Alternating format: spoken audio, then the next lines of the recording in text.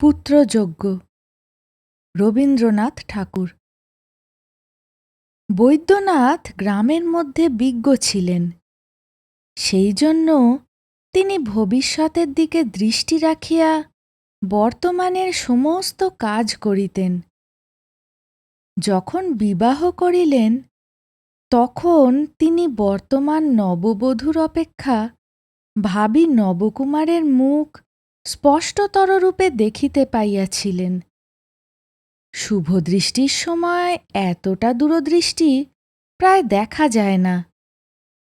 তিনি পাকা লোক ছিলেন, সেই জন্য প্রেমের চেয়ে পিণ্ডটাকেই অধিক বুঝিতেন এবং পুত্রার্থে ক্রিয়তে ভার্যা এই মর্মেই তিনি বিনোদিনীকে বিবাহ করিয়াছিলেন।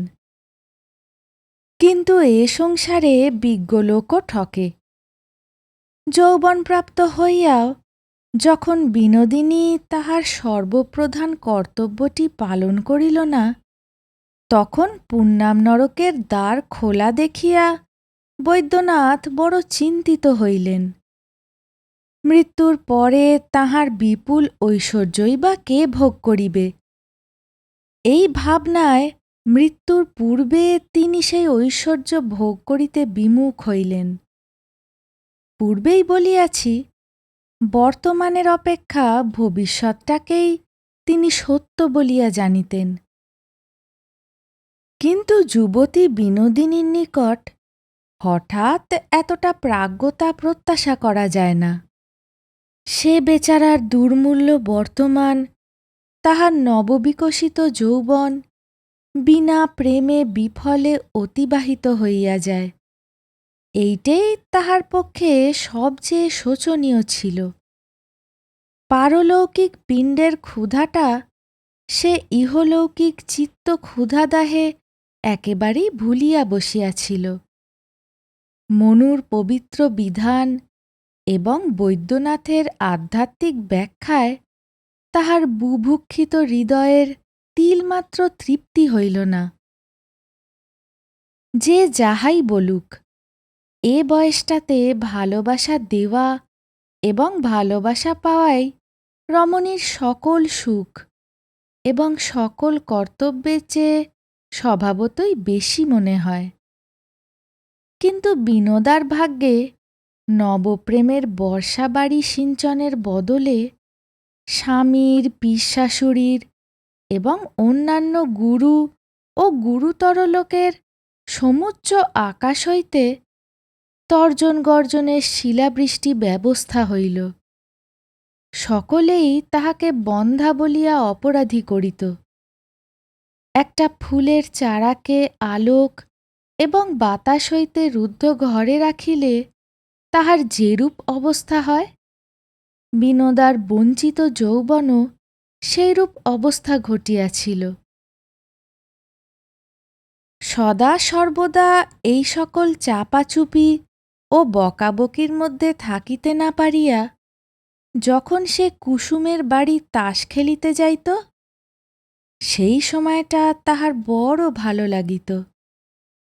সেখানে পুত নরকের ভীষণ ছায়া সর্বদা বর্তমান না থাকাতে হাসি ঠাট্টা গল্পের কোনো বাধা ছিল না।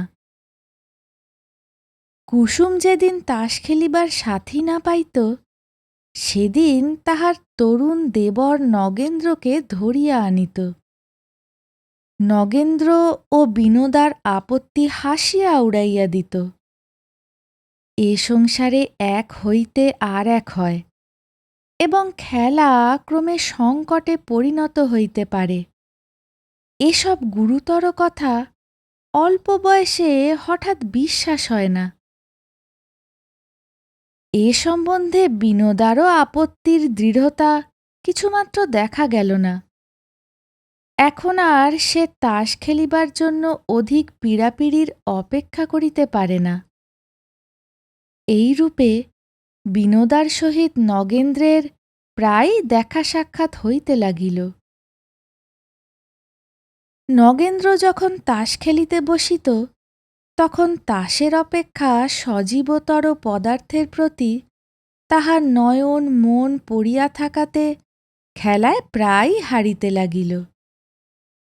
পরাজয়ের প্রকৃত কারণ বুঝিতে কুসুম এবং বিনোদার কাহারও বাকি রহিল না। পূর্বেই বলিয়াছি, কর্মফলের গুরুত্ব বোঝা অল্প বয়সের কর্ম নহে। কুসুম মনে করিত এ একটা বেশ মজা হইতেছে, এবং মজাটা ক্রমে ১৬ আনায় সম্পূর্ণ হইয়া উঠে ইহাতে তাহার একটা আগ্রহ ছিল। ভালোবাসার নবাঙ্কুরে গোপনে জলসিঞ্চন তরুণীদের পক্ষে বড় কৌতুকের। বিনোদারও মন্দ লাগিত না। হৃদয় জয়ের সুতীক্ষ্ণ ক্ষমতাটা একজন পুরুষ মানুষের উপর শানিত করিবার ইচ্ছা অন্যায় হইতে পারে, কিন্তু নিতান্ত অস্বাভাবিক নহে। এইরূপে তাসের হারজিত ও ছক্কা পাঞ্জার পুনঃ পুনঃ আবর্তনের মধ্যে কোন এক সময়ে দুইটি খেলোয়াড়ের মনে মনে মিল হইয়া গেল, অন্তর্যামী ব্যতীত আর একজন খেলোয়াড় তাহা দেখিল এবং আমোদ বোধ করিল। একদিন দুপুরবেলায় বিনোদা, কুসুম ও নগেন্দ্র তাস খেলিতেছিল। কিছুক্ষণ পরে কুসুম তাহার রুগ্ন শিশুর কান্না শুনিয়া উঠিয়া গেল। নগেন্দ্র বিনোদার সহিত গল্প করিতে লাগিল, কিন্তু কি গল্প করিতেছিল তাহা নিজেই বুঝিতে পারিতেছিল না।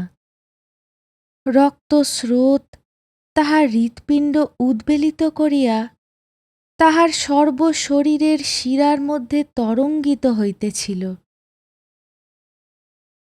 হঠাৎ এক সময় তাহার উদ্দাম যৌবন বিনয়ের সমস্ত বাঁধ ভাঙিয়া ফেলিল। হঠাৎ বিনোদার হাত দুটি চাপিয়া ধরিয়া সবলে তাহাকে টানিয়া লইয়া চুম্বন করিল। বিনোদা নগেন্দ্র কর্তৃক এই অবমাননায় ক্রোধে, ক্ষোভে, লজ্জায় অধীর হইয়া নিজের হাত ছাড়াইবার জন্য টানাটানি করিতেছে। এমন সময় তাহাদের দৃষ্টিগোচর হইল ঘরে তৃতীয় ব্যক্তির আগমন হইয়াছে। নগেন্দ্র নত মুখে ঘর হইতে বাহির হইবার পথ অন্বেষণ করিতে লাগিল। পরিচারিকা গম্ভীর স্বরে কহিল, বৌঠাকরুন, তোমাকে পিসিমা ডাকছেন। বিনোদা ছল ছল চক্ষে নগেন্দ্রের প্রতি বিদ্যুৎ কটাক্ষ বর্ষণ করিয়া দাসীর সঙ্গে চলিয়া গেল। পরিচারিকা যেটুকু দেখিয়াছিল তাহাকে রস্য, এবং যাহা না দেখিয়াছিল তাহাকেই সুদীর্ঘতর করিয়া বৈদ্যনাথের অন্তঃপুরে একটা ঝড় তুলিয়া দিল। বিনোদার কি দশা হইল সে কথা বর্ণনার অপেক্ষা কল্পনা সহজ। সে যে কত দূর নিরপরাধ কাহাকেও বুঝাইতে চেষ্টা করিল না, নত মুখে সমস্ত সহিয়া গেল। বৈদ্যনাথ আপন ভাবী পিণ্ডদাতার আবির্ভাব সম্ভাবনা অত্যন্ত সংশয়াচ্ছন্ন জ্ঞান করিয়া বিনোদাকে কহিল, কলঙ্কিনী, তুই আমার ঘর হইতে দূর হইয়া যা। বিনোদা শয়নকক্ষের দ্বার রোধ করিয়া বিছানায় শুইয়া পড়িল।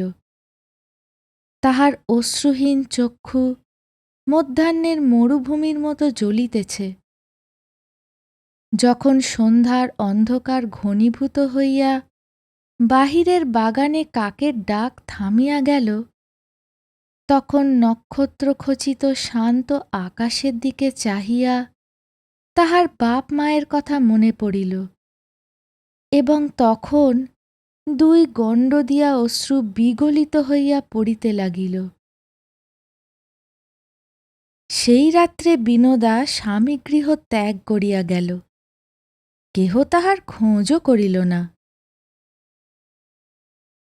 তখন বিনোদা জানিত না যে প্রয়োজনার্থং মহাভাগা, স্ত্রী জন্মের মহাভাগ্য সে লাভ করিয়াছে। তাহার স্বামীর পারলৌকিক সদ্গতি তাহার গর্ভে আশ্রয় গ্রহণ করিয়াছে।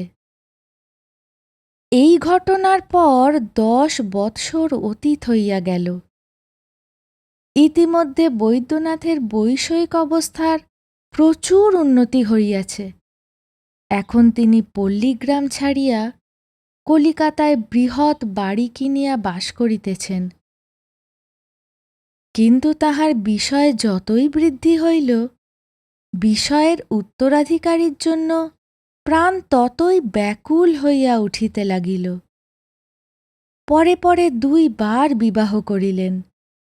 তাহাতে পুত্র না জন্মিয়া কেবলই কলহ জন্মিতে লাগিল। দৈবজ্ঞ পণ্ডিতে সন্ন্যাসী অবধূতে ঘর ভরিয়া গেল। শিকড় মাদুলি জলপড়া এবং পেটেন্ট ঔষধের বর্ষণ হইতে লাগিল। কালীঘাটে যত ছাগ শিশু মরিল, তাহার অস্থি স্তূপে তৈমুর্লঙের কঙ্কাল জয়স্তম্ভ ধিক্কৃত হইতে পারিত, কিন্তু তবু কেবল গুটিকতক অস্থি ও অতি স্বল্প মাংসের একটি ক্ষুদ্রতম শিশুও বৈদ্যনাথের বিশাল প্রাসাদের প্রান্তস্থান অধিকার করিয়া দেখা দিল না। তাহার অবর্তমানে পরের ছেলে কে তাহার অন্ন খাইবে ইহাই ভাবিয়া অন্নে তাহার অরুচি জন্মিল। বৈদ্যনাথ আরও একটি স্ত্রী বিবাহ করিলেন, কারণ সংসারে আশারও অন্ত নাই, কন্যাদায়গ্রস্তের কন্যারও শেষ নাই।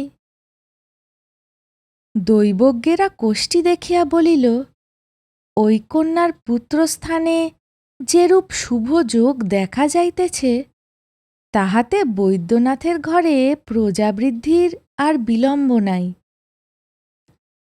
তাহার পরে 6 বৎসর অতীত হইয়া গেল, তথাপি পুত্রস্থানের শুভযোগ আলস্য পরিত্যাগ করিলেন না।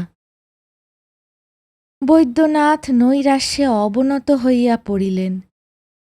অবশেষে শাস্ত্রজ্ঞ পণ্ডিতের পরামর্শে একটা প্রচুর ব্যয়সাধ্য যজ্ঞের আয়োজন করিলেন।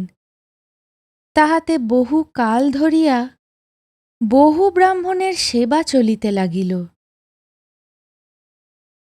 এদিকে তখন দেশব্যাপী দুর্ভিক্ষে বঙ্গ, বিহার, উড়িষ্যা অস্থিচর্ম সার হইয়া উঠিয়াছিল। বৈদ্যনাথ যখন অন্নের মধ্যে বসিয়া ভাবিতেছিলেন, আমার অন্ন কে খাইবে, তখন সমস্ত উপবাসী দেশ আপন রিক্ত স্থালির দিকে চাহিয়া ভাবিতেছিল, কি খাইব।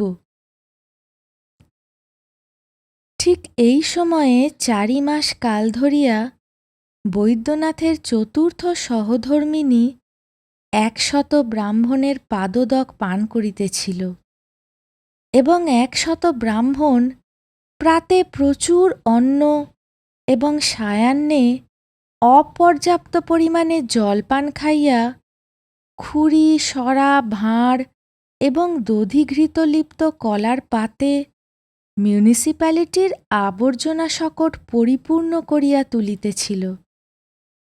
অন্নের গন্ধে দুর্ভিক্ষাকাতর বুভুক্ষুগণ দলে দলে দ্বারে সমাগত হইতে লাগিল।